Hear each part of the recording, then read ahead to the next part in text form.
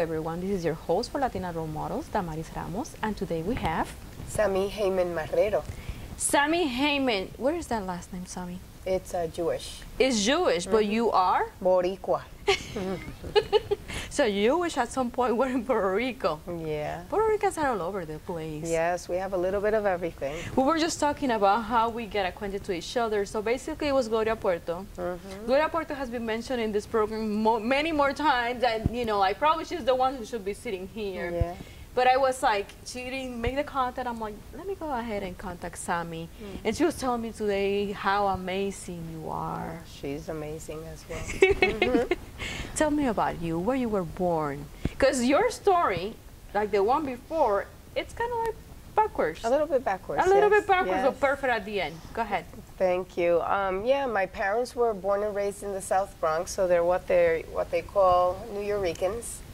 And first generation Puerto Ricans born in the Big Apple. And they had us, and when we were very young, decided to uproot us from the streets of New York and take us to another jungle, Puerto Rico. And so I was raised in the mountains of Ciales, Puerto Rico. How old were you when you moved? I was to 8 years old. How was it? Because by then you already had the language. Absolutely. Were you speaking Spanish at home? Barely. I What? mean, yeah, we made ourselves be understood by my grandmother, who was Spanish dominant. And she was living in the house? She was living in the Bronx also, so we visited her frequently. But we really didn't have a command of the Spanish language, and so when we moved to Puerto Rico, in the rural school, they put me for 1 hour a day to take Spanish class with my sister, who was in first grade, and I was in third. And within 3 months, I was already commanding the Spanish language. Why do you think your parents did that?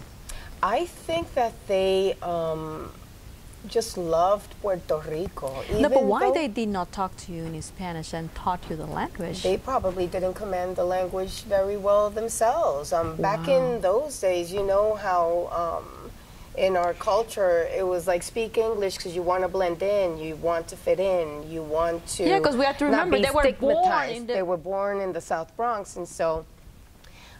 Perhaps they just didn't focus or didn't see at that moment. It wasn't their first need. language, probably. Exactly. However, I do recall as I was growing up in Puerto Rico that every now and then my father would bring a copy of El San Juan newspaper, El San Juan Star newspaper, and would say, Nena, read this article in English. You know, mind you, we're in Puerto Rico and I'm studying Spanish full time as a little girl.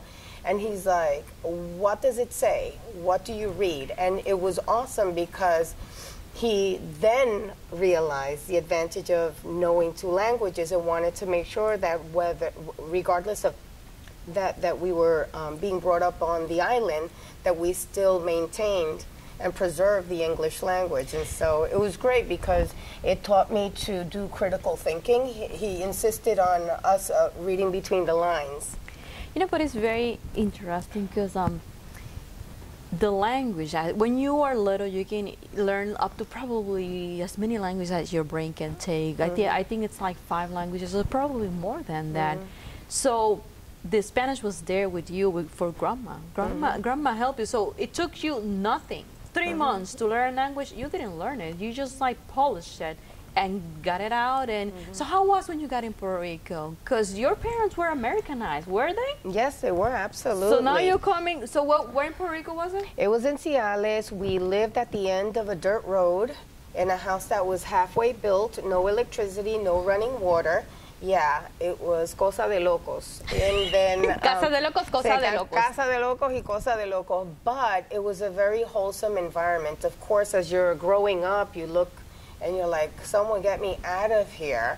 But now looking back, you know, you reminisce and you think and you see the value of growing up in nature, really. So I'm the kid that used to run up and down those mountains barefoot and, you know, take a dip into the river and ran down to the creek and bathed in the rainforest showers, that were unexpected in the middle of the afternoon, and so it was great. It was a How very do you good, think this experience? and eating the fruit off the tree. I mean, this is you the had kind a of great stuff. time. I did. I had You were a in very paradise. good yes, absolutely. What about your siblings? Do you have siblings at a time? Yes, a brother and a sister, and so then that's it. That was our playground. You all were able to blend in and adapt the place. Yeah, it was very interesting because they used to call me at the beginning La Gringa, La Americana.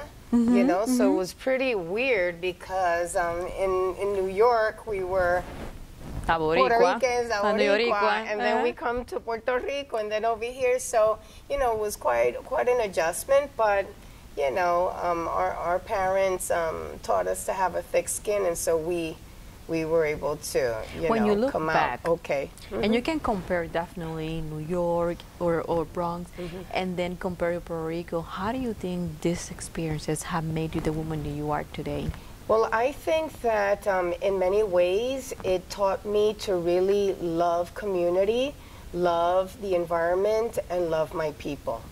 My parents were very involved in the community, in the political process, in giving a voice to the voiceless, in pursuing the arts and creating community organizations. In Ciales? En Ciales, sí, la Casa Cultural de Ciales. My father was one of the founding members. He was very active con el movimiento independentista de Puerto Rico. He was very much involved with youth. Sports. So he brought what he learned in the United States to Puerto Rico to advance. I don't know that he learned all that in the streets of of the South Bronx, in the sense of like he lost his mother when he was very young, But I think the entire community, yes, embedded this sense of identity in him as a Boricua in New York, and so then going to Puerto Rico just gave him and my mother, this entire, a playground, to really experience, their culture. What a rich experience for the kids who were able to be, part of that process. Absolutely. And then being in the school system, you just get involved, So all of my education was in the public school system in Puerto Rico, and it was wonderful. So tell me a little bit more about your education. I went to the rural schools in Ciales, and then eventually went to la Universidad de Puerto Rico. Which one? La de Rio Piedras in San Juan, and I completed a master's degree in public communications. And then when I was done, I said, "Ciao, papi, I'm out of here," and I went to New York City because it's the media. Because it's the media capital of the world, And so I decided I just want to go over there and try out, And it was great. Developed a successful career in publishing in the magazine world, and then eventually worked my way down to Central Florida, and we've been here for 14 years now. You summarized that quite fast. So what is it that you're doing right now? Well, in 2008, I was one of the millions that was affected by the recession, and there weren't many jobs here in marketing. I was working then for a New York media company, and I didn't want to go back, to retain my job, so I decided to start my own firm. And it's called Urbander, and we do strategic marketing and business development with a focus on diversity and inclusion. And it's wonderful. Especially now, I just feel like with every census that goes by, people become more aware that we're here, and that we're not el cuco, And so, especially now, I think with the narrative across the country, I feel that more people are willing to walk the walk and not just talk the talk. And so D&I, diversity and inclusion, is part of the conversation. Like, people are really looking to embed their businesses, and their corporate culture with diversity and inclusion efforts. So what are the businesses that are getting advantages of your services? Well, I think the healthcare industry, just by virtue of needing or having to care for their patients in a culturally competent way, are the first to embrace this kind of approach. And then also education, because it's high traffic. You know, you're dealing with families day in, day out, and so it's basically necessary to do that. But we're seeing also that, you know, in other industries, they're starting to really, like in retail and in banking and in, I mean, you name it. They're starting to really look into being multicultural in their approach instead of just being mainstream. So let's say a small business is looking to grow right here. They contact you. What is it that they should be expecting from your services? A lot of questions. Okay. And a lot of listening. Okay. So just to find out, yes, what are you doing and who do you understand is your target audience? Because sometimes we have these preconceived notions of what that low-hanging fruit is, and we're off the mark, especially if we're not embracing other sectors and other segments within our community. And so as Latinos, for example, I'll just give you an example. A lot of Latino-owned businesses feel comfortable within their Latino communities, and then that's it, me quedo aquí, you know? But then how about exploring other communities? How about learning how to speak, you know, in a way that will resonate, you know, with women, with children, with, you know, senior citizens, with the LGBT community, with so you're people also of a other. business coach. Oh, absolutely. Yeah, we do a lot of training. We do a lot of content development, a lot of counseling and giving advice. What is the name of the company again? It's called Urbender. And then we also do a lot of community give back. You know, we are determined to never sit idle, you know, and ignore our neighbor. And so we are very much about taking time within our busy schedule of paid gigs, you know, to give back to the community. What things you are doing to give back to the community? We, every year since 2014, we've been doing the Talleres de Bienvenida. It's basically a full day of free workshops to the Spanish dominant community coming from countries in Latin America, recent arrivals. And we basically provide them with access to vetted information that will help them better navigate their new life here in Central Florida. And so we've been doing it since 2014, but then all of a sudden now after Maria, you know, we've had to increase the amount of workshops that we are doing. And this year we're doing a total of 12. We already did 2.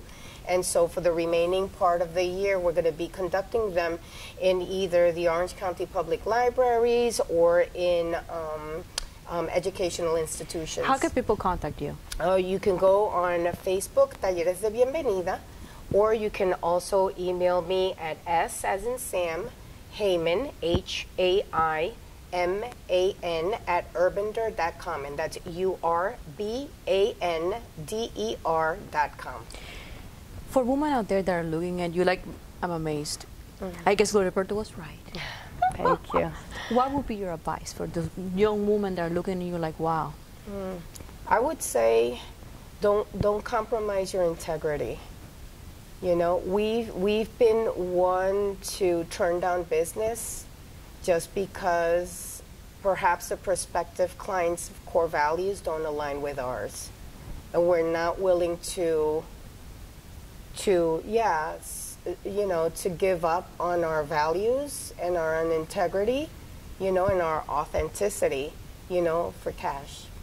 We will be talking a little bit more about for those talleres de bienvenida that you're doing, because I manage a community center, and I think that's a perfect place also to have them. It has been a pleasure. My pleasure. Thanks for coming. Thank you for having me. This has been Damaris Ramos for Latina Role Models. Thank you and good night.